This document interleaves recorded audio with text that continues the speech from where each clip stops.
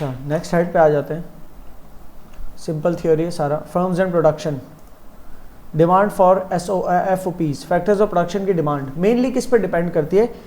वो factors of production जिस product को बनाने में काम आ रहे हैं, अगर उस प्रोडक्ट की डिमांड ज़्यादा होगी तो वो डिमांड डिराइव करेगी फैक्टर्स ऑफ प्रोडक्शन की डिमांड को। जितनी ज़्यादा प्रोडक्ट्स की डिमांड होगी जो हम बेच रहे हैं, तो उनके लिए उनको बनाने के लिए उतने फैक्टर्स ऑफ प्रोडक्शन चाहिए, तो फैक्टर्स ऑफ प्रोडक्शन की डिमांड बढ़ेगी या कम हो जाएगी अकॉर्डिंगली। ठीक है, मेन तो ये है। ठीक है, उसके बाद फिर डिपेंड करता है और भी अदर फैक्टर्स के ऊपर भी, जैसे कि आपका प्रोडक्ट किस टाइप का है तो उस टाइप के फैक्टर ऑफ प्रोडक्शन की डिमांड होगी। फॉर एग्जांपल आपका प्रोडक्ट जो है वो पर्सनल सर्विस है, कोई जो लेबर देती है, तो फिर आपकी लेबर की डिमांड ज़्यादा होगी, कैपिटल मशीनरी वगैरह की नहीं होगी। अगर आपकी प्रोडक्ट ऐसी है जो कि मशीनरी से मैन्युफैक्चर होती है, मतलब कैपिटल इंटेंसिव प्रोसेस से गुजर के बनती है, तो उसमें मशीनरी की डिमांड ज़्यादा होगी, बेसिक्स है।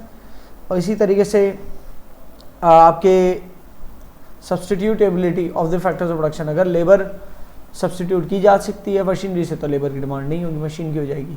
ठीक है, इसी तरीके से अगर मतलब यह है कि प्रॉफिट्स ज़्यादा है आपके वेंचर में, ठीक है, आपका जो भी वेंचर है उसके अंदर प्रॉफिट ज़्यादा हैं, तो आपके पास फैक्टर्स ऑफ प्रोडक्शन में एक फैक्टर हाईली अवेलेबल होगा, कैपिटल या एंटरप्रेन्योरशिप भी ऐड होती चल जा रही होगी उसके अंदर के, और लोग बिजनेसेस खोल रहे होंगे।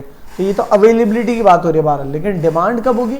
डिमांड मेनली उस सूरत में होगी फैक्टर्स की जब आपकी प्रोडक्ट की डिमांड है, या फिर क्या कहते हैं, आप अपने प्रोडक्शन मेथड्स को चेंज कर रहे हो, प्रोडक्शन मेथड लेबर से हटा के कैपिटल इंटेंसिव कर रहे हो, तो फिर लेबर की डिमांड कम होगी, दूसरे फैक्टर की बढ़ जाएगी।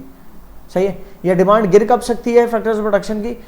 जब आपने देखा फॉर एग्जांपल आप जो रॉ मटेरियल लेके चीज़ें बना रहे हो वो आपको जो है मतलब आपकी अफोर्डेबिलिटी से बाहर जा रहा है, आप प्रॉफिट नहीं बना पा रहे हो उसमें, तो हो सकता है आप बना बनाया माल खरीद के बेचना चाह रहे हो और अपने 1-2 प्रोडक्शन यूनिट्स बंद कर दे, तो 2-1 प्रोडक्शन यूनिट्स बंद कर देना और सिर्फ बना बनाया माल खरीद को उसको रीपैकेज करके सेल करना, तो इसमें उन फैक्टर्स प्रोडक्शन की डिमांड खत्म हो जाएगी जिनको यूज़ करके आप बना रहे थे।